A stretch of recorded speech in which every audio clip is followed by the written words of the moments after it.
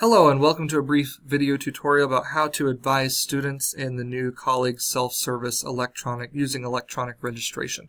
So you need to begin by getting to your colleague self-service home screen, which you can do by clicking the link in your old faculty portal where it says click here to access self-service.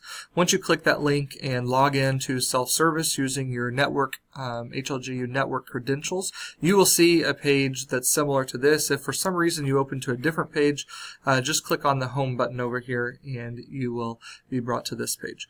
From there, click your advising tile and that will open up a list of your advisees.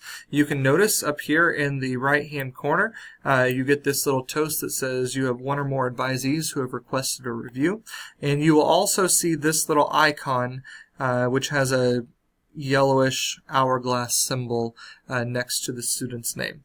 I only have one advisee for the purposes of this video, but you will see the rest of your advisees underneath those who have requested a review. So to begin, you'll need to click the student's name, which will open up the advisee details screen. That will always open on the current semester, and for this video there are no current classes for the student, but you'll use these arrows to go over to the term you wish to register the student for. So we're now in spring 2019, and as you can see, this student has requested a review previously for these two courses, which I have previously approved. Now we're going to show you how to continue on approving additional courses and also how to register an additional class. Once you have looked over their schedule, made sure these classes make sense, and perhaps consulted your four-year plan, you're ready to begin selecting courses to either approve or deny. So as I look at these courses here, we've got 2 Bible courses and 2 history courses, and I've noticed that this student has forgotten to register for chapel. So we will begin by doing that by clicking Course Catalog. Scrolling down, you can add any course this way. We're just picking chapel to show you how to do it. Chapel happens to be located in foundation courses. So after clicking that, we can scroll up the page here and click View Available Sections for Chapel. Here we see the Fall 2018 version, and here the Spring 2019 version. And we can add that to the student schedule by clicking Add Section to Schedule, and then confirming that with the Add Section button. So you get a notification that this has been added to the student's plan, added to the student's schedule, and now we can go back to test student's course plan where that is showing up as a course that needs approval. So we're now ready to approve these courses. You can do that by selecting the courses and clicking either approve or deny. If you think they shouldn't take one of these courses, you can highlight that, click the deny button, but we're going to approve these courses by clicking the green check mark. So now you can see that the student has been approved to take all of these courses. The Office of Academic Administration would like to remind you about these next 2 steps are very important for timely registration on the student's behalf. Once you have gone through and selected the courses for approval, you will scroll back up your screen until you get to this Review Complete button. When you click that button, it allows the student to then register for classes. It also gives you an option to archive this course plan.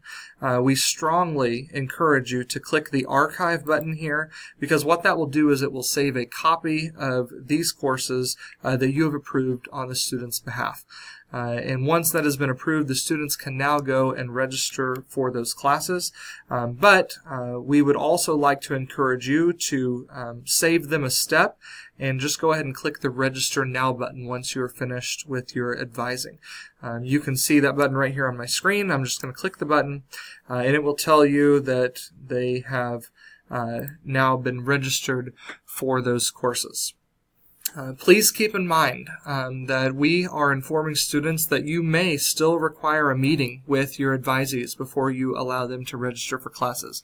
So we encourage you to go ahead and set up times where students can go and meet with you if you would like to meet with them for anything advisee related. Keep in mind that you can go back and add additional courses if you need to do that by coming back to the same page, looking at the course catalog, and continuing to add additional classes for the student. You can also come in and remove some of these courses if that becomes something that you need to do.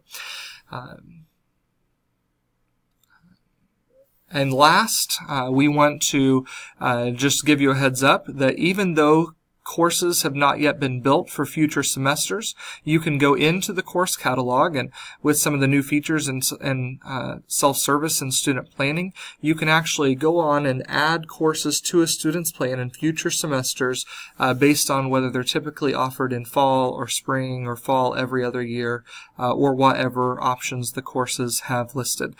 So you can go back to the course catalog, search for courses that the student will need to take eventually, and add them to a future semester by clicking the Add Courses to Plan button and then selecting the term you wish to add that for them for. So that concludes our video. If you have any questions about registration, I encourage you to come and contact the registrar's office, or if it's a computer-related issue, the Office of Computer Services. And the last thing before we close is some courses do have prerequisites or require instructor consent. If you run into a problem trying to register a student that requires a prerequisite override or instructor consent approval, you'll need to direct your students to come to the registrar's office where they can complete the appropriate paperwork, and we will register them for that course in our office. We hope that you will make use of student planning and self-service. This will be a valuable tool for the future of our students and for the university. And again, if you have any questions, please don't hesitate to contact us. Have a great day.